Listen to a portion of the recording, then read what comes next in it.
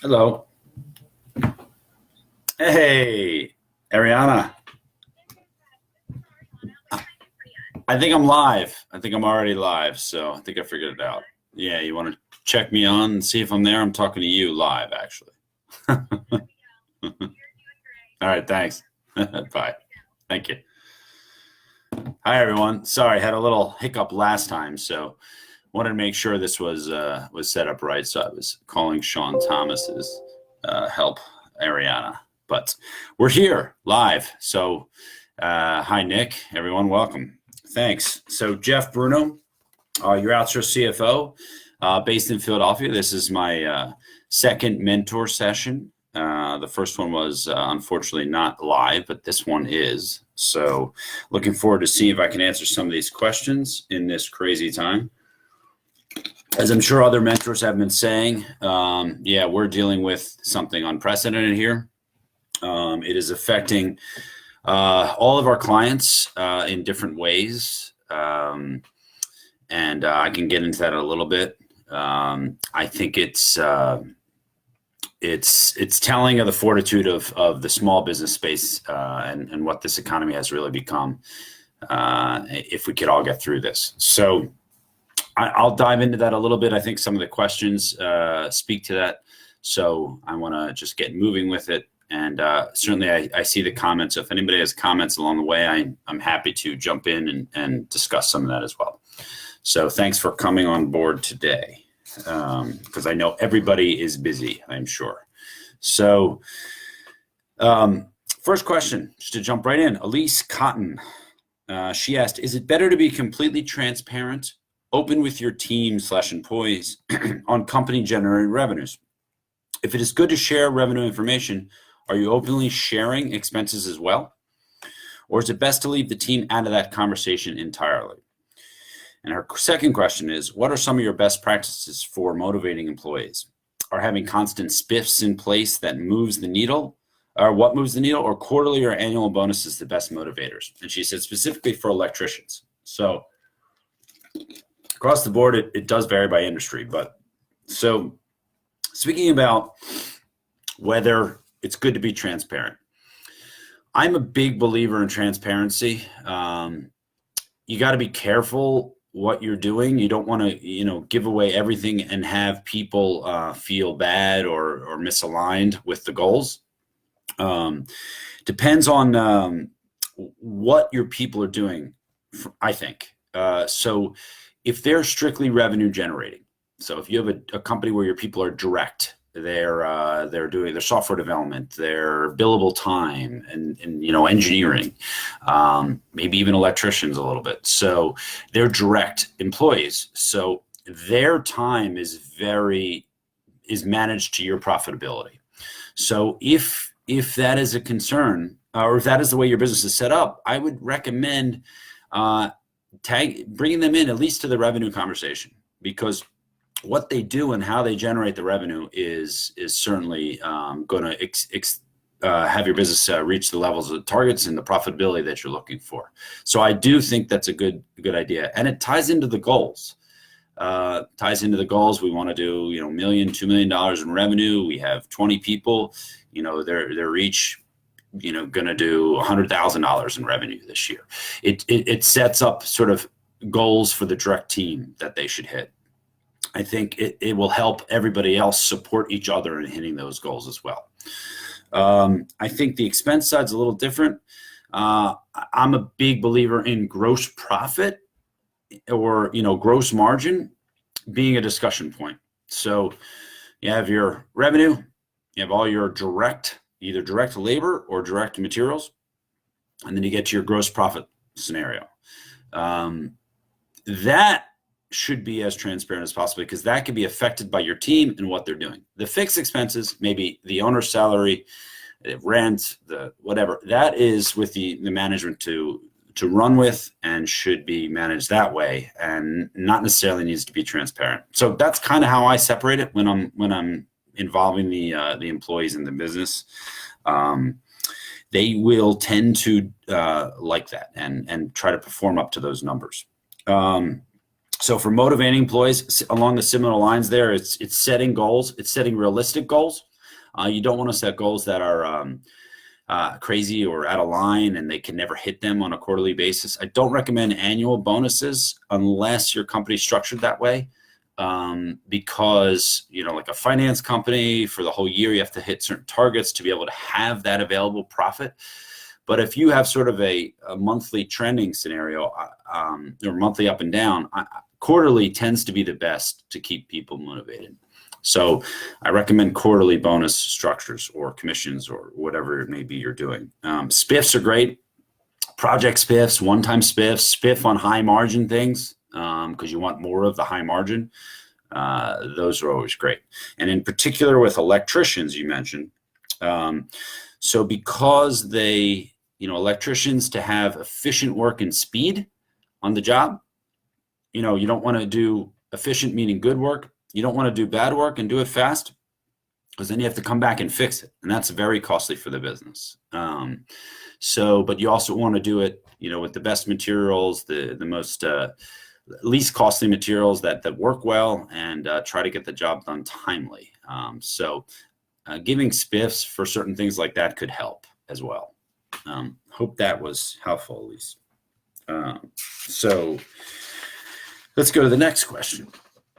We have Kimberly Vincent. She asked, I have an opportunity to begin collaborating with a corporate wellness company from Nova Scotia. They focus on ergonomics, nutrition, mental health, and want to add the massage therapy component. So I'm assuming you do the massage. That's great. We, Pam, the owner, and I have very like mindsets and visions. In a video call we had last week, she explained her vision of us eventually joining our companies together, growing, and finally exiting. I've heard AkaShawnThomas talk a lot about hinging your success to other people or companies. I also know there's strength in numbers. That said, I'm not ready to go jumping into a marriage with her just yet.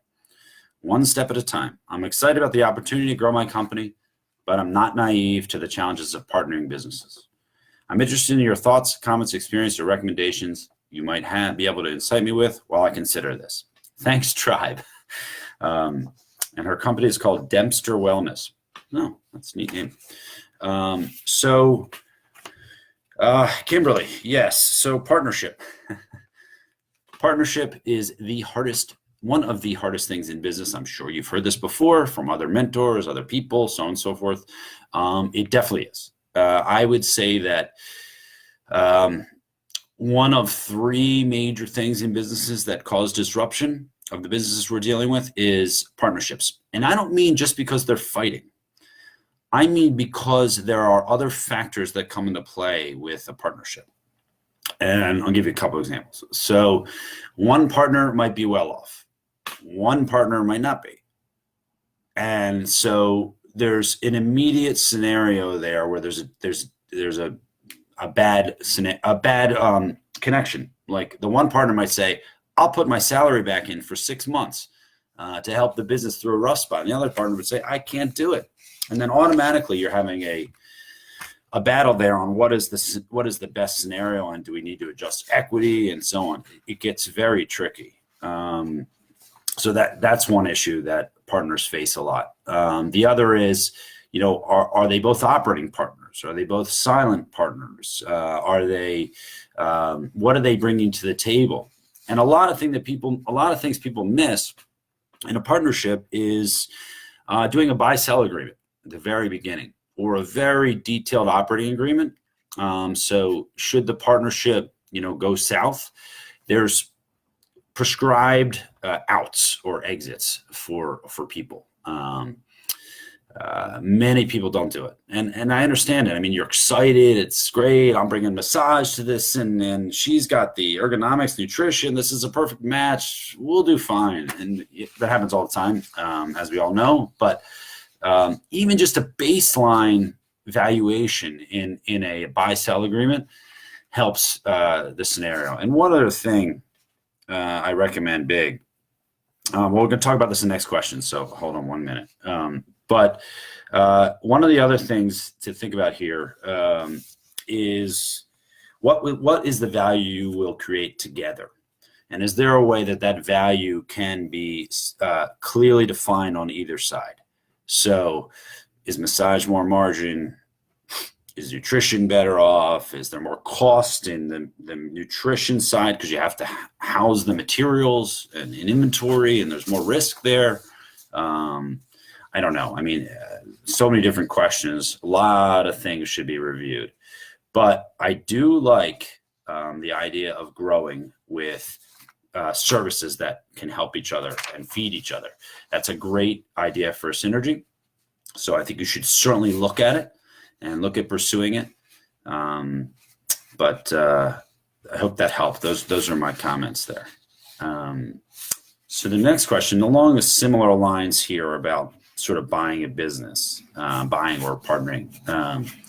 Jonathan Befort, his question was, my partner Mike and I have a very small commercial cleaning business. We both still have full-time jobs, so we don't have a lot of time to work on growing and running the business.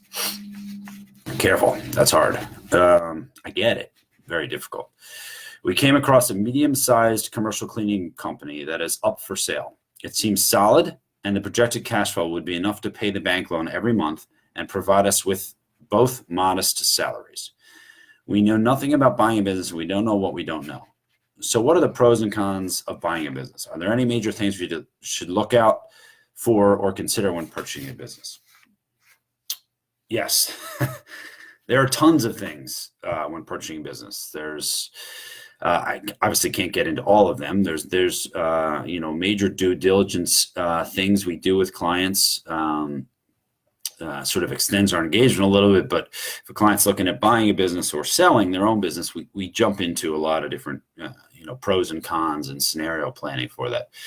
But just to touch on some of the pros here, as you mentioned, I mean, increased cash flow and profits, ideally. And when you deal with that, one thing to look at here, which a lot of people miss, this is pretty important, is contribution margin. I don't want to get in the weeds on this too much, but when you're buying a business, you really have to look at what is the contribution margin, which is really just taking your revenues and all your variable expenses. Now, when I say variable expenses, I mean expenses that are truly variable to revenue, for the most part, variable to revenue.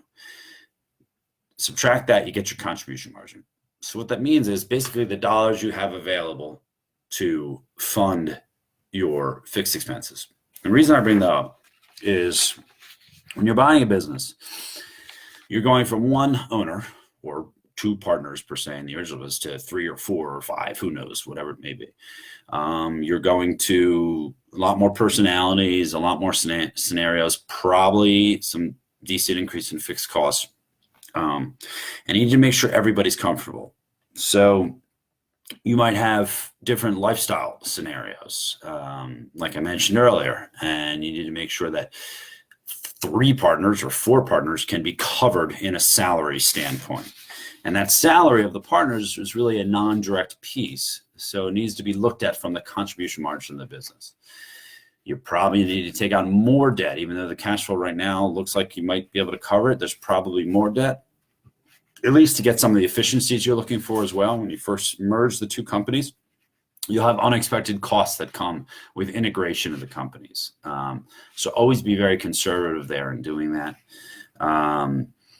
But you get the same thing that everybody does in the business world. When you grow and scale, you get scale. I mean, you get buying power. You get cheaper products because of that. You get ability to take discounts, to pay early because you have better cash flow. I mean, in theory, your gross profit should improve in those scenarios. So I love it. Of course, we're a big fan of especially businesses that can support each other in growth. And stability. That's another thing.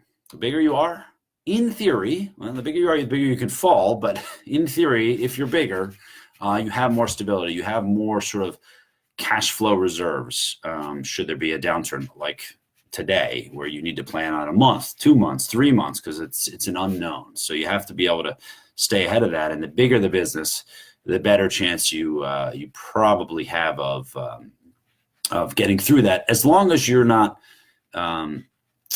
growing too fast. That's something you got to be careful about. but that's a later discussion as well. So those are some of the pros, excuse me. Some of the cons, it's hard to evaluate price. So somebody might be selling a business and you're just not sure if the price is right. Maybe the seller really says it's valued here. So what we like to say is accounting firms will do this. We kind of do it. We don't do it officially, but we do it as part of our due diligence. We manage it where we do a quality of earnings.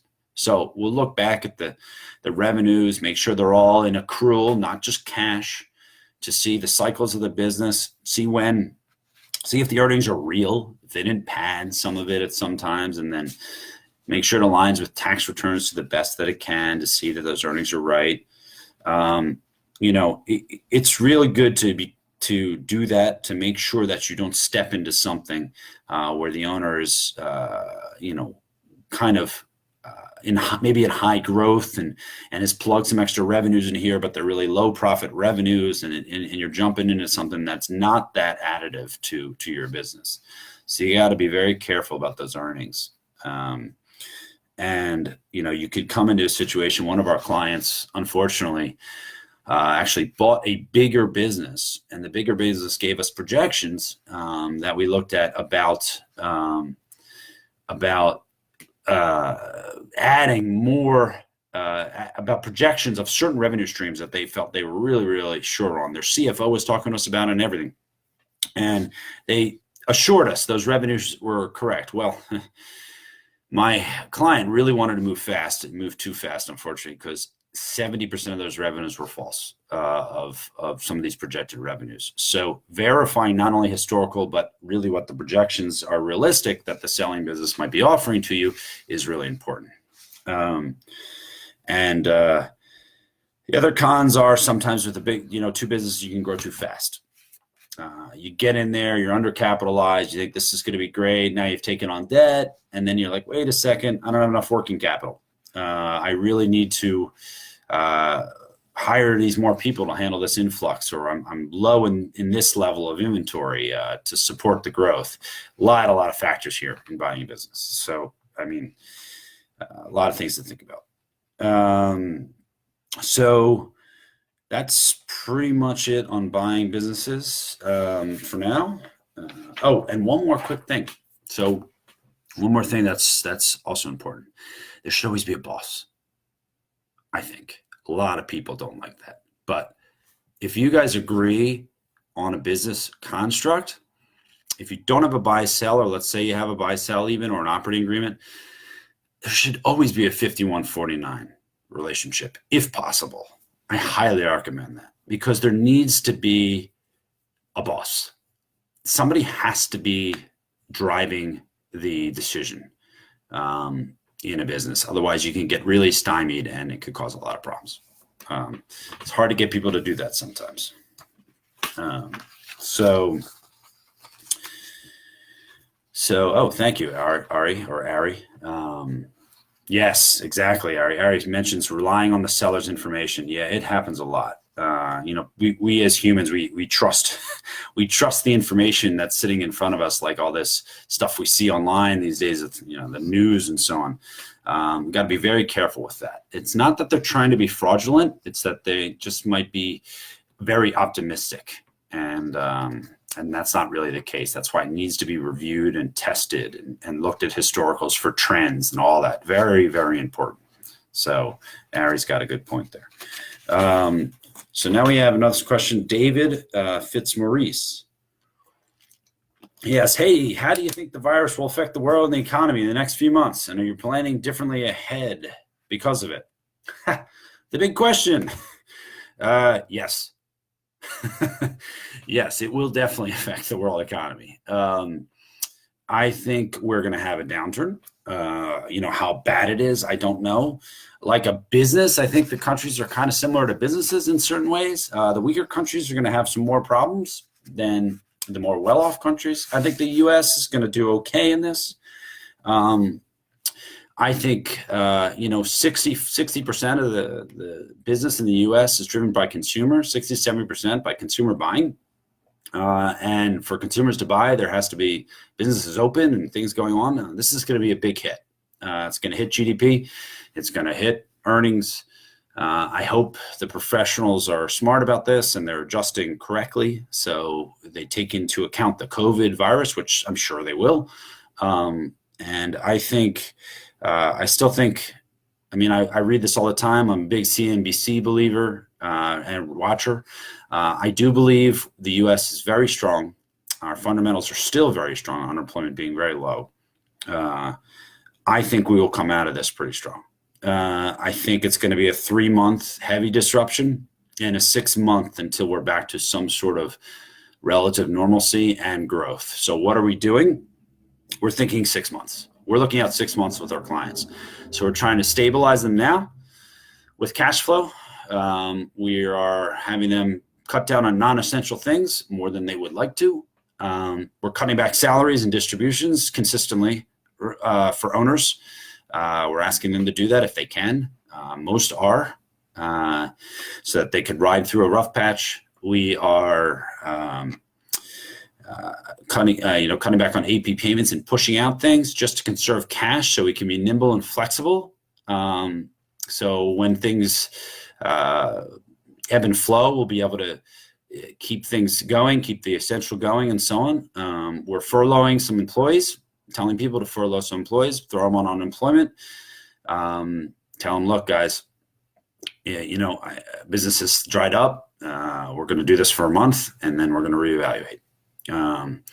If you have some profits, some cash in your business, and some of your key employees you want to keep going with, I'd suggest, maybe 2 weeks to a month, and then give them, hey, guys, we can do this as long as we can.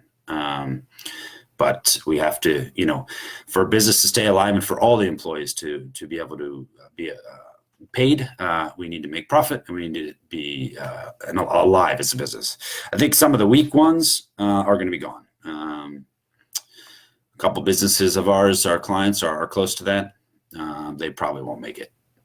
So the U.S. is throwing a lot of liquidity as well into the markets. They're doing it every day. They're announcing things. The Fed's throwing liquidity in. They're trying to get the banks to lend.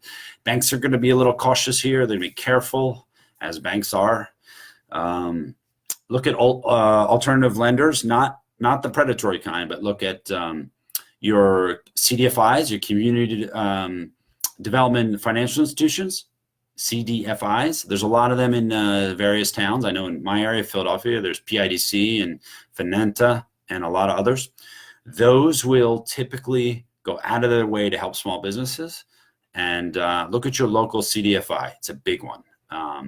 They'll be quick to loans. They usually do anywhere from like 10,000 to maybe 750,000 in loan structures, 5, 7, 10 years out to help you get through this. So there's a lot of things out there, and just conserve cash right now. But I think we are going to see a rebound. This is not going to be a 2-year downturn, in my opinion. Next submitter is Max Condrith. So Max asked, I'll keep this long story short for now. Max, this is a tricky one. I read through this quickly. Our brand sells high-quality yoga mats via e-commerce. We are looking for the best low-cost shipping option. I'm familiar with different 3PL options, but strictly trying to focus on the shipping cost itself. Our package is around 26 by 6 by 6 and 5 pounds. FedEx is charging $24 for shipping in the U.S., which kills our margins. USPS and UPS are a bit cheaper, but still around $15 and $20. Any brand recommendations for discounted shipping options? We were originally selling through Amazon with their extreme shipping discounts, and we don't get those anymore. Yeah, Max, that's tough. Amazon Prime actually has a great new service, and I know you're not shipping through Amazon anymore, but they had a great new service where they did a significant shipping discount with that.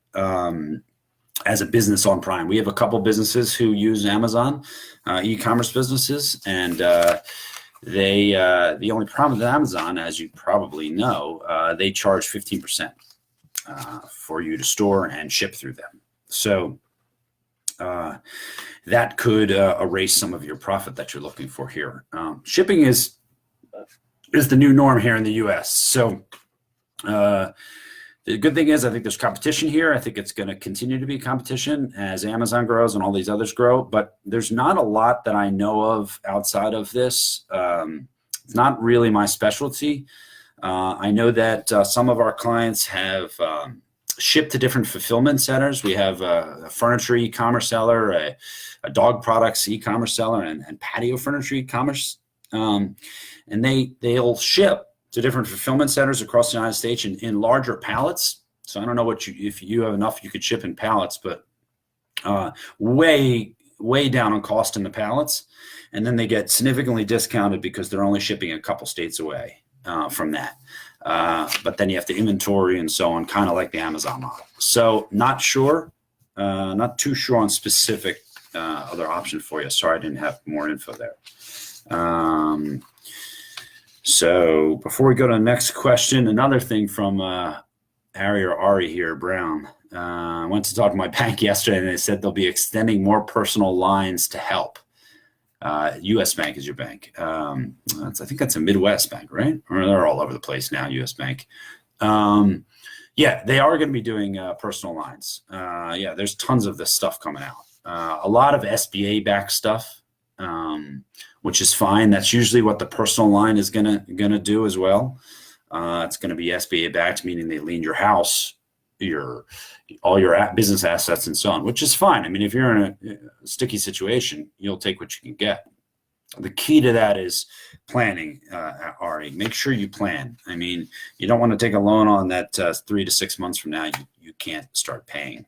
You need to make sure and feel comfortable with that projection. But let's go to the next question. So Max, we just talked about Max, sorry.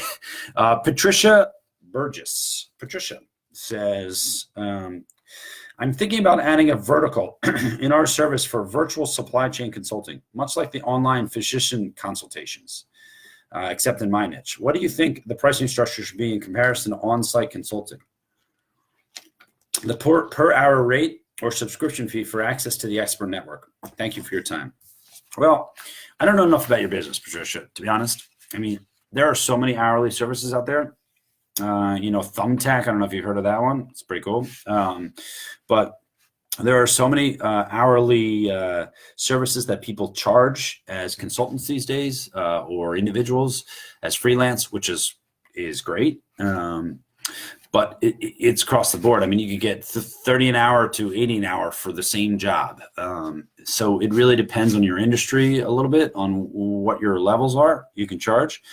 I would argue that you need to be competitive. You need to be lower in cost than some of the bigger firms, because the overhead function, you don't have it in theory. So you could be still maintain the same margin or greater with some lower cost structures on the hourly, ideally. And I love your idea about subscription. I think subscription is a great way to go, because one of the things people hate these days, as they always have, is they hate feeling like they're being charged for every minute they're on the phone, or whatever they may be doing. People just, that's just, our business is retainer based as well, our firm. So people just don't like that. And so they hesitate to call or do work or get back to you. So I love the subscription model. I mean, subscription, monthly retainer, those types of models are very, very well. It just takes a lot of management in doing that, making sure that you have the content updated real time, and making sure that you're hitting enough of the market with what you're offering out there. But I'm a big fan of that. So if there's a way you can figure out subscription, or maybe make subscription 30 to 50% of your scenario to stabilize your income and cover your fixed costs, that's a big thing. Maybe you can even get it to cover your fixed costs, and then move on from there on the hourly piece, because that's going to be a variable component that you're just unsure of. So hopefully that helps. So next question, David Fitzmaurice. Hi, I need help with pricing jobs and getting my prices right. With houses all different shapes and sizes and areas larger and smaller, is there a way I can price jobs consistently and correctly?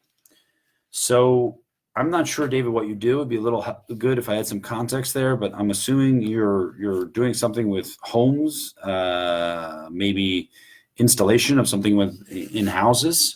So maybe it's I don't know, electric work, carpets, wood, painting. I don't know. But so I mean, so I need a little more context here, but I would think that doing it by square foot or by sections, depending on what you're doing, could also help because you're dealing with a lot of different sizes. Maybe as they get to a certain point, your material cost can be pushed out over a larger area if you're doing, over a certain level of a house. So you'll get some discounts there, or you'll get some advantages, and maybe you can then lower the cost as you get a larger job a little bit to take some of the sting out of that, which is like sort of anything. As you get bigger, you get some efficiencies there. But I'm just not sure. I mean, maybe not on the labor side, but you would on the material side. So I just need to know more of what you're trying to do. But by square foot is a good way to do it, or by area. I would say, if that helps. Now, before the next question here, all right, very active over here. I love it. Okay, I just asked for my clients, since I'm getting a lot of questions, especially on the SB loans. I'm not looking. Especially on the SB loans, I'm not looking. I'm not sure what you're saying there, but the SBA loans are not out yet. The information's not available yet.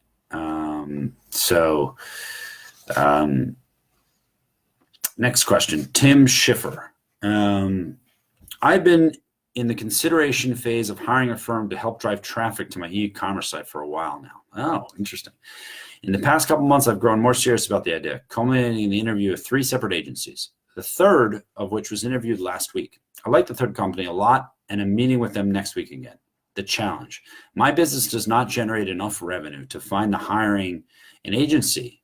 The hiring an agency. So I plan to pull funds from investments to pay for the runway time I think is needed to get this effort off the ground. That is until the market crashed and until COVID became a reality. This has me wondering what to do, and my first thought is to hold on hiring an agency while the market recovers and continue scratching and clawing my way forward. It's progress, just slower. Is there another option, a better option?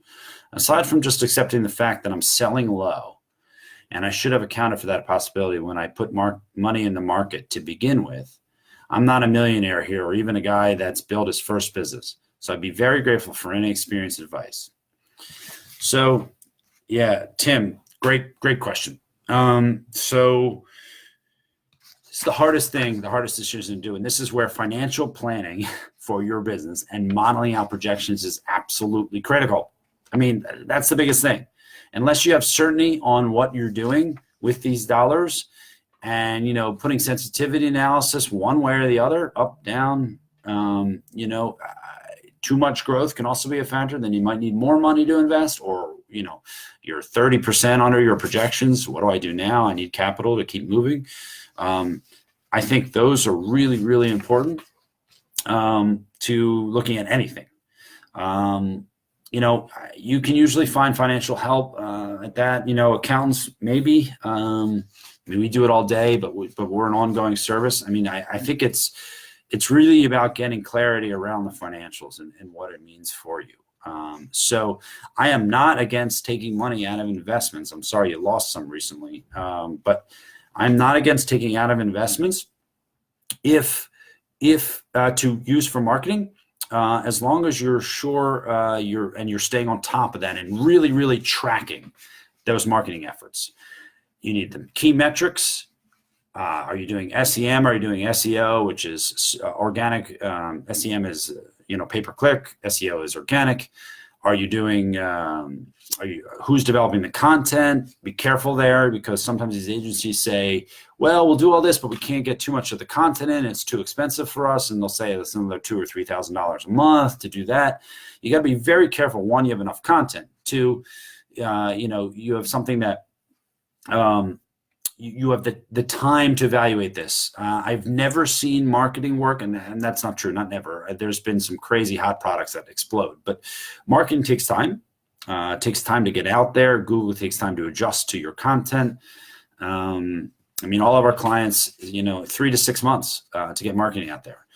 So that said, this could be one of your better times. I mean, all of us right now are sitting here on our computers or on our phones or watching, I don't know, crazy stuff. So if you're trying to get known in the marketplace, this might be a good time to do it. You just got to be careful of your monies and make sure you don't run out before you get to the revenues, because they could be even further delayed due to the situation out there. But I'm a big proponent of it. I think doing marketing, even with an agency that's good, is the way to get your name out there and get moving. But if you're not well capitalized and can take a downturn, I'd be, a further downturn, I'd be a little bit careful with that. Sorry if I didn't give you a precise answer there, but projections are the key to make the decision point.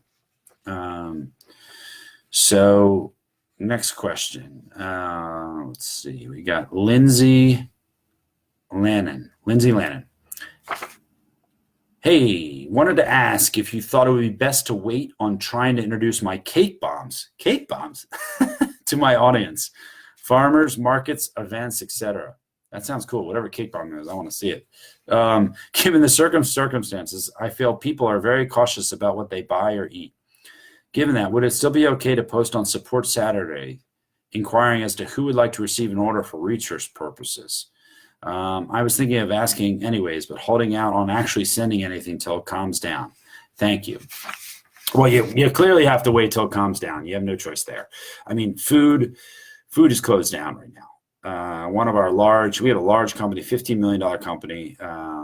They are completely closed down, and they're even considering reopening not until July or August because all their orders for the next month have been closed. We're doing some emergency planning with them to look at what that means, how they, how much cash do they have, and they do have a lot of cash. They've been a very successful business, so they'll probably ride through the storm. But I mean, getting things going through food right now is tricky. But I don't know, your cake bombs, I don't know what that is, but that sounds pretty cool. I mean, I certainly think once this settles down in about a month, having a test run is definitely open. You should do that for research purposes. I mean, yeah, give it a shot. I mean, you never know. There's a lot of new developing food businesses out there. People are into very, very different things and are always open to trying stuff. So I'm a big proponent, but don't get too big too fast with food. It's very disposable. You can get over your head. You inventory too much stuff, and you got to be very careful with that. You got to make sure you have enough margin. So that's all. I hope that was helpful. And I think this might be our last question. Happy to open up one more question after, and then I'm happy to open up to the audience here who's on for any questions. So if you have any, think of them as I'm going through this last question. And happy to respond to comments if needed in this trying time, I'll tell you. Marielisa Marquez. I got into a big disagreement with my husband/partner. We own a hair and body care line. Due to the emergency of the coronavirus, we closed our store. Oh, sorry to hear that. The problem is that he thinks we should close all operations, even online sales, because of the exposure we will still have with the truck drivers. And he is right in that perspective. But sales are up. I think this is an opportunity. We could keep selling our products from our house. He says I'm greedy and do not care of our safety and health. I know this is a risk. I think there are safety ways to deliver the packages to the drivers. This has brought up a lot of problems as a couple. Oh, geez. I don't know how to handle this situation. I really want to keep selling. Oh, boy. That's a tricky one. Couple, you own your business and sales are going well, but this has disrupted you. I'm I'm sorry, that's tough. Well, your husband's not wrong. There is safety of the drivers, and of course, I would feel the same. And I think that people are looking for ways to do things, take care of themselves at home. So I'm sure your products are sought after. I almost feel like it's hard to decide what to do there. I don't think you can, depending on your product line and how many customers you have or what this is. I think everyone would understand if you said there's a couple week hiatus and we want to make sure our drivers are safe and we can get this product to you without any issue and so on and so forth. I would just maybe put that out there and see what your response is from people, and maybe take some pre-orders and say, hey guys, we'll if you want now, we're being safe, but in 2, 3, 4 weeks from now, we're gonna ramp back up and send out to you. We'll take some pre-orders in now, and we'll even because of this scenario, we're taking 10% off the price. Happy. I mean, I think that accomplishes everything you're looking for. Your husband is worried about it, which he's right. It's you got to be cautious out there. You could still have orders coming in. You have time to fulfill them. You get a nice cash uptick, and you can keep your business going. So there are ways around this. Depends on your customer base and how willing they are to wait, and ultimately what that is. So hope that was helpful. We've gone through a lot today. It's good. I understand these times. Thank you for some of your questions over here on the side from some people. I think that just to reiterate, cash, guys, everybody, cash, please conserve cash. Do what you can. That's what everybody's doing. Even the big businesses, some of them are. This will come back like everything else has. I'm sure you hear that from other people, but it will. I am a huge believer in that. I do this. We're too strong of a world, too strong of a country. This is a blip. It's an unfortunate scenario. And I'm still very hopeful. So happy to see if we could do something again here soon. And I think that's it for today. I don't see any more questions. So happy to reach out. I'll be at home for at least a few weeks here, so a couple weeks. So happy to answer some more questions from everybody, and hope this was helpful. And be safe, please. Thank you. Take care.